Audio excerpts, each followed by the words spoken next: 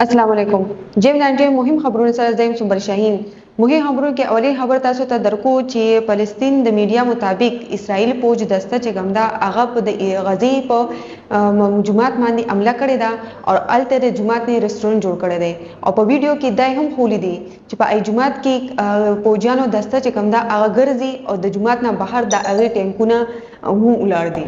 اوس راځو بل خبر ده. د خیبر پختونخوا صوبایي دارالحکومت پیښور کې د منشیات یعنی د نشي حوالی سره صوبایي حکومت کې یو ایکشن پلان ورکړی دی چې په هغه باندې د کار دی روان کړی دی او سره د علي امی ګنډپور د هدایت مطابق پرویز علي سیکریټري پیښور چې کوم دی هغه ته د ډرګ کنټرول روم اجازه ورکړی دی چې دا جوړ کا او د سره د دې د ډیپټي سیکریټري ډاکټر عادل ایوب د ډرګ کنټرول روم پوکل پرسن نامزده کړی دی او وسره دا هم هدایت ورکړي چې ماهانه یا د کال یعنی د هغه ریپورت راته راپیش کا. اوس راځو بل خبر ته. په پیښور کې مهمان نوازی یعنی میلمه دوستي هم اوس ګرانه شوله. هغه ځکه چې په پیښور کې د چای قیمت 80 روپو ته ورسېدو.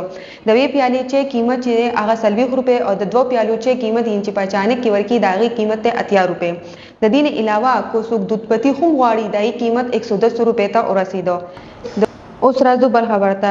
د کالو یعنی د سرمنو په قیمت کې او کمی راغلی دی وسره د زناورانو د چې کوم د قیمت هغه کې هم زیاتوالی راغلی دی او د دې زیاتره نقصان چې د مدرسو او جماعتونو دی ځکه چې د قرباني د زناورو سرمن چې دا هغه 500 ننواله د 1200 روپو باندې شو او د بیزي د ګډي د سرمن قیمت چې هغه د 20 روپے ننواله 50 روپو باندې خرڅيږي.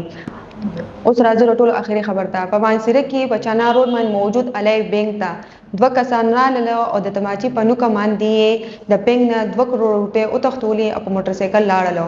د عین سمدستي پولیسان رااله او د فنګر پرینټ نشان واغستو یعنی ګوتو نشانونه واغستل او لارې بندې کړلې. نننی مهم خبرونه سره زو سوبر شاهین تاسو نه غواړم اجازه ده. الوی الله پامان.